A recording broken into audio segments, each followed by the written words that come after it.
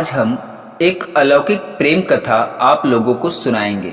इस कथा में प्रेम की परिभाषा क्या है, सच्चा प्रेम किसे कहते हैं, प्रेम का रंग रूप कैसा होता है, भगवान श्री कृष्ण और माता राधा रानी की कहानी द्वारा प्रेम की परिभाषा को आज हम जानेंगे। दोस्तों, जब भी प्रेम की बात निकलेगी राधा कृष्ण की बात तो अवश्य ही कही जाएगी, या यूं कहो राधा कृष्ण के बगैर कोई प्रेम पूर्ण हो ही नहीं सकता। राधा और कृष्ण के बिना प्रेम की परिभाषा की ही नहीं जा सकती। हम सभी ये बात जानते हैं, किंतु क्या उनके प्रेम में ऐसा जो महानतम स्तर पर ले गया, ऐसा क्या था जो आज हम उसी के बारे में चर्चा करेंगे। यहाँ पर दिए गए सारे विचार मेरे खुद के हैं और किसी भी व्यक्ति या मृतक से कोई लेना देना नहीं है। अगर संबंध होता भी है तो केवल एक संयोग के अलावा कुछ नहीं होगा। यहाँ पर दिए गए प्रसंग एवं किस्से राधा वल्लभ नामक ग्रंथ और कृष्ण पूर्ण परमात्मा से लिया गया है। यह लेख से किसी भी धार्मिक भावना को चोट पहुंचाने का कोई इरादा नहीं है। अगर आपकी भावना को चोट लगती है तो इसके लिए मुझे क्षमा करिएगा।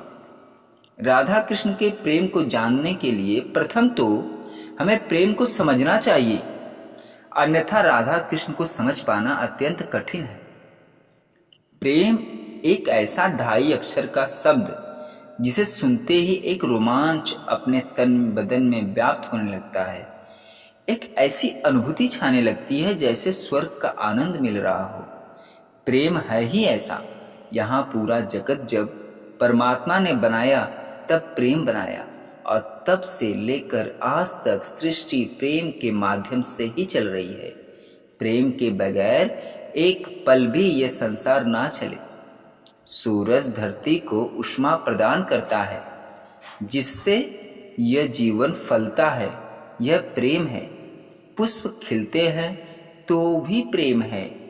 आप बीज का एक दाना बोते हो तो उससे बड़ा पौधा बनकर बहुत से दाने फल स्वरूप में वो देता है, तो ये भी प्रेम ही है।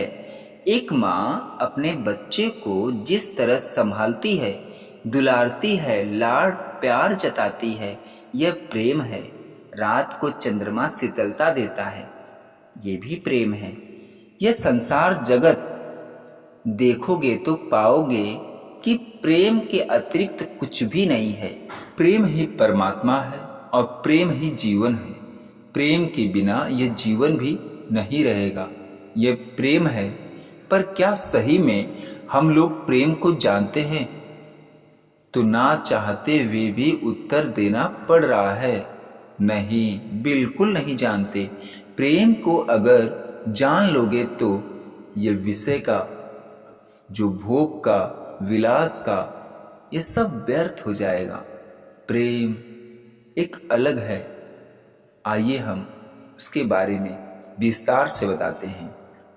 लेकिन अक्सर देखा गया है कि जिसे लोग प्रेम समझते हैं वह प्रेम है ही नहीं, और यही एकमात्र सत्य है। कोई कोई तो प्यार को प्रेम समझते हैं, कोई मोह को प्रेम समझते हैं, कोई आकर्षण को प्रेम समझते हैं, पर प्रेम को कोई नहीं समझता। अधिकतर लोग मोह और प्रेम में अंतर नहीं कर पाते। उसका कारण भी है, बहुत ही सूक्ष्म रेखा है प्रेम और मोह के बीच में। इसी कारण से लोग भेद नहीं कर पाते, प्यार और प्रेम में अंतर नहीं समझ पाते, और प्यार को लोग प्रेम समझने की भूल कर लेते हैं, जबकि बहुत ही अंतर है। प्यार लेना जानता है, उसमें एक चाहत होती है, मुझे ये मिल जाए, वह मिल जाए, जबकि प्रेम में कोई चाहत नहीं होती। प्रेम तो देने का नाम है। प्रेम में इंसान मर मिट जाता है। अपने प्रेमी के लिए उसका सबसे बड़ा उदाहरण है मीरा, जिन्होंने अपने आप को कुर्बान कर दिया था कान्हा के प्रेम में। वह है प्रेम। लोगों को जब किसी के प्रेम से उम्मीद होने लगे तो वह मोह है। जबकि प्रेम में कोई उम्मीद नहीं होती। चाहे वो मिले या ना मिले, पर कोई उम्मीद नहीं होती। बस अपने प्रेमी के लिए जीऊं, मरूं, उसके विषय में सोचूं, यही एकमात्र ध्येय होता है। अगर आपको अपने प्रेम से कुछ भी उम्मीद है तो समझना वो प्रेम नहीं है, अपितु मोह है।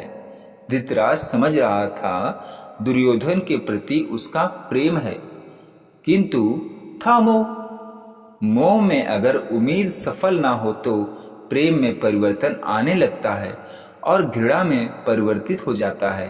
तो वह प्रेम कैसा, जो परिस्थिति को देखकर बदल जाए, जो परिस्थिति के हिसाब से बदल जाए, वो प्रेम नहीं मोह होता है। प्रेम तो स्वतंत्रता में माना जाता है।